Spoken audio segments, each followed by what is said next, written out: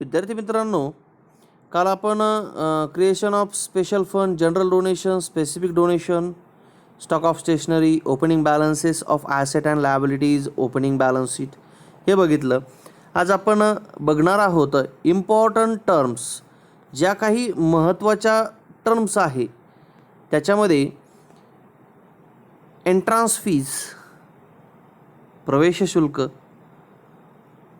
Subscription, वर्गणी. आता यामध्ये आपण विद्यार्थ्यांनो सुरुवातीला आपण एंट्रान्स फीज बघितलेली आहे, सबस्क्रिप्शन पण बघितलेलं आहे.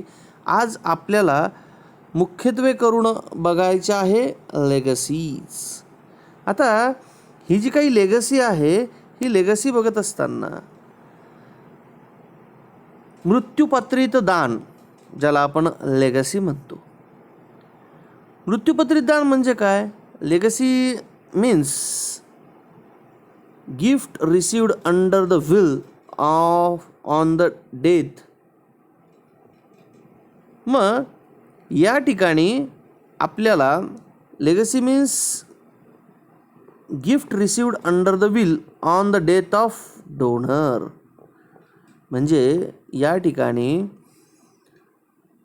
आपल्याला जो काही डोनर असतो, दाता असतो, त्या दात्याकडून मृत्यूपत्रित दान, एखाद्या व्यक्तीने संस्थेला मृत्यूपत्रानुसार दिलेली देणगी म्हणजे लेगसी हो. लेगसी मीन गिफ्ट रिसिव्ड, आपल्याला दान मिळतं. Legacy mean gift received under the will. आता या ठिकाणी विल म्हणजे काय? इंग्लिश प्रोनाऊन्सिएशननुसार विल हा शब्द वेगळा आहे. या ठिकाणी विल म्हणजे त्याची संपत्ती आपल्याला या ठिकाणी मिळत असते. मग मृत्यूपत्रित दान म्हणजे एखाद्या व्यक्तीने संस्थेला मृत्यूपत्रानुसार दिलेली देणगी किंवा दान होय. मग हे दान जे असतं on the death of a donor may be general or specific purpose.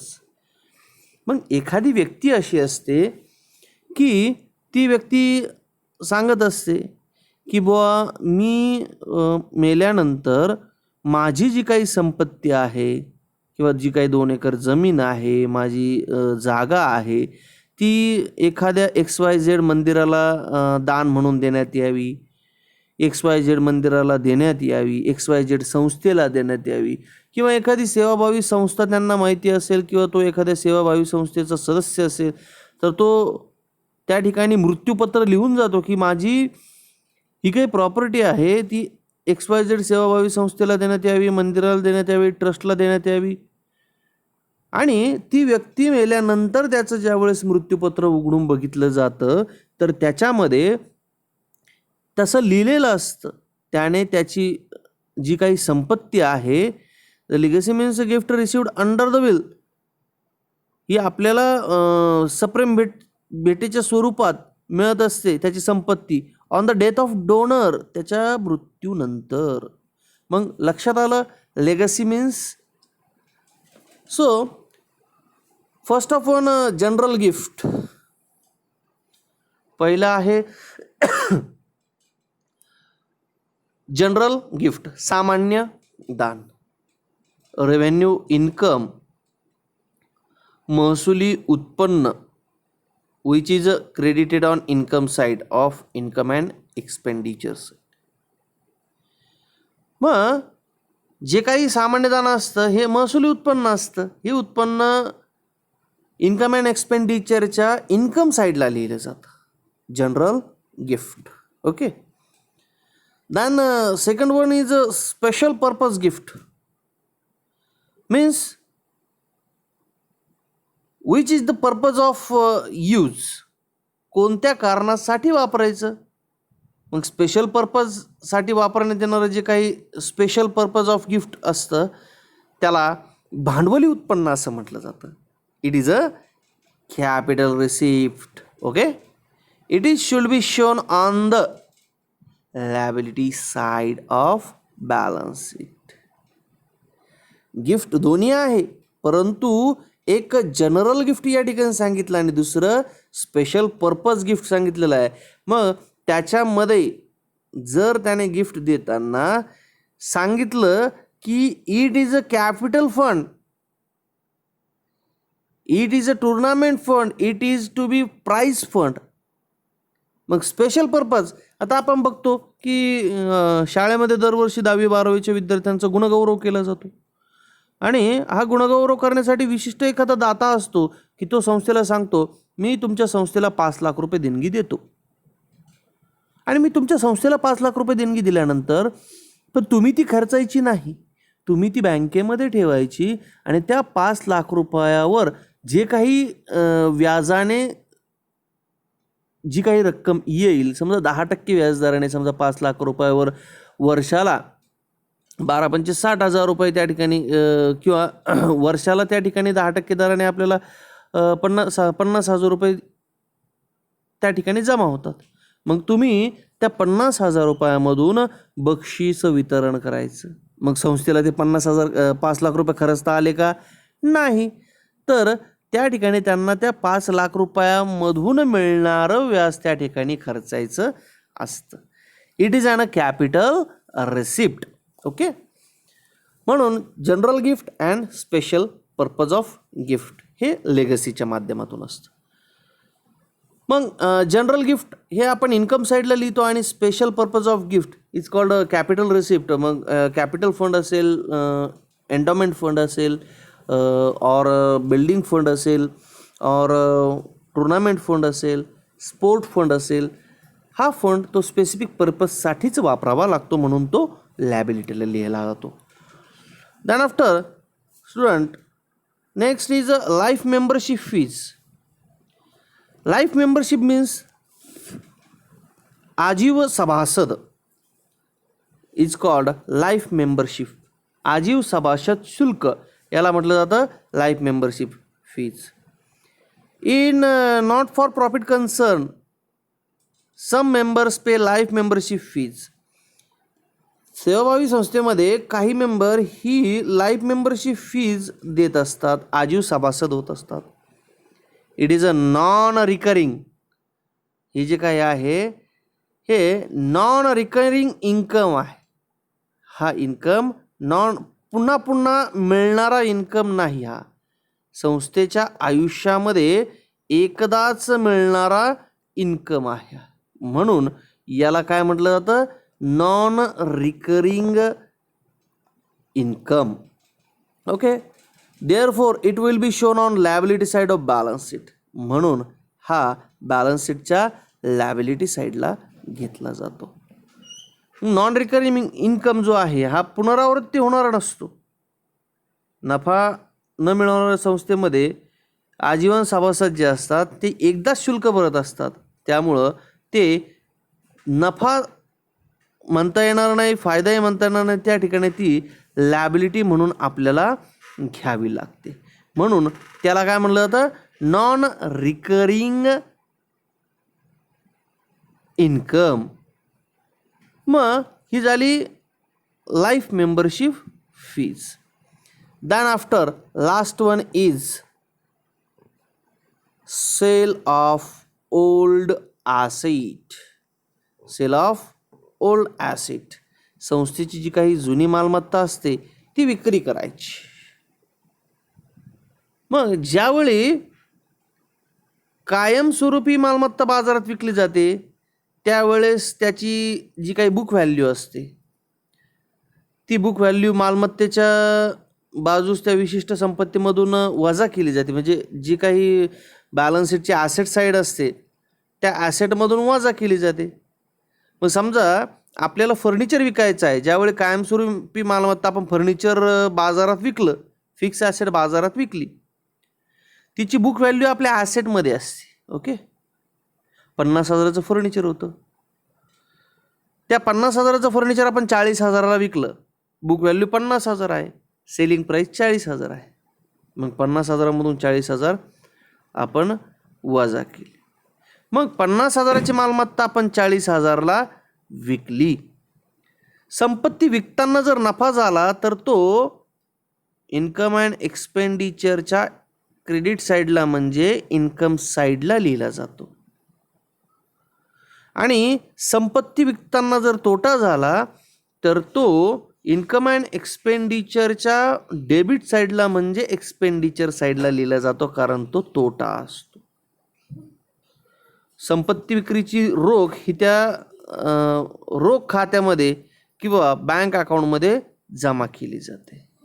ज्यावेळेस ॲसेट सोल्ड केली जाते त्यावेळेस ती कॅश अकाउंट और बँक अकाउंटमध्ये लिहिली जाते. त्याच्यामध्ये भंगार किंवा जुने वर्तमानपत्र जे विकले जातात त्याच्यापासून महसुली उत्पन्न मिळले जाते आणि ते सामान्यतः इन्कम अँड एक्सपेंडिचरमध्ये जमा केलं जातं. जुन्या वर्तमानपत्र असेल, पिरियॉडिकल्स मासिकं असतील, त्याच्या विक्रीतून जे उत्पन्न मिळते त्याला किरकोळ उत्पन्न असं म्हटलं जातं, सनरी इन्कम असं म्हटलं जातं. मग हे जे काही when any asset become obsolete or useless, okay, when any asset become obsolete or useless of concern, जर आपल्या वापराची राहिली नाही, it should or it is sold out and amount realized on it in capital receipt, भांडवली उत्पन्नामध्ये ती amount समाविष्ट केली जाते. The book value of sale assets such as deducted from the concern asset, त्याची जी काही बुक व्हॅल्यू असते ती बुक व्हॅल्यू त्या रकमेतून वजा केली जाते. The difference between the book value and realise value of either profit on loss on sale. मग द डिफरन्स बिटवीन त्या दोन्हीमधला जो काही फरक असतो, book value and realise value, विक्री किंमत आणि त्याची बुक व्हॅल्यू याच्यामधला जो काही फरक असतो, is either profit on loss of sale, जर तो प्रॉफिट झालेला असेल और लॉस ऑन सेल झालेला असेल. If asset is there profit should be shown on, जर प्रॉफिट झाला तर तो कुठं दाखवला जातो, income side of income and expenditure account. If there is a loss should be shown on expenditure side of income and expenditure account. Okay.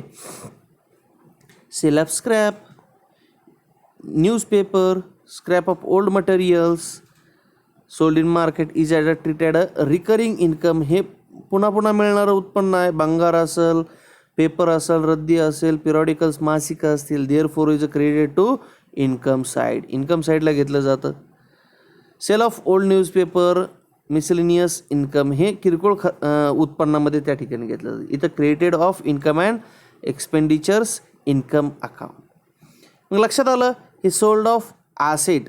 मग म्हणजे थोडक्यात सांगायचं म्हणजे काय, जर सोल्ड ऑफ ओल्ड ॲसेट, सरळ भाषेत जर सांगायचं झालं तर या ठिकाणी जी काही आपली मालमत्ता असेल, जुनी मालमत्ता असेल, ती जुनी मालमत्ता आपण ज्यावेळेस ती मालमत्ता तयार केली, विकत घेतली, तर ती समजा त्यावेळेस 50,000ची असेल आणि आत्ताच्या बाजारभावानुसार आपण जर ती 40,000ला विकली तर त्यामधून आपल्याला 10,000 रुपये तोटा होतो.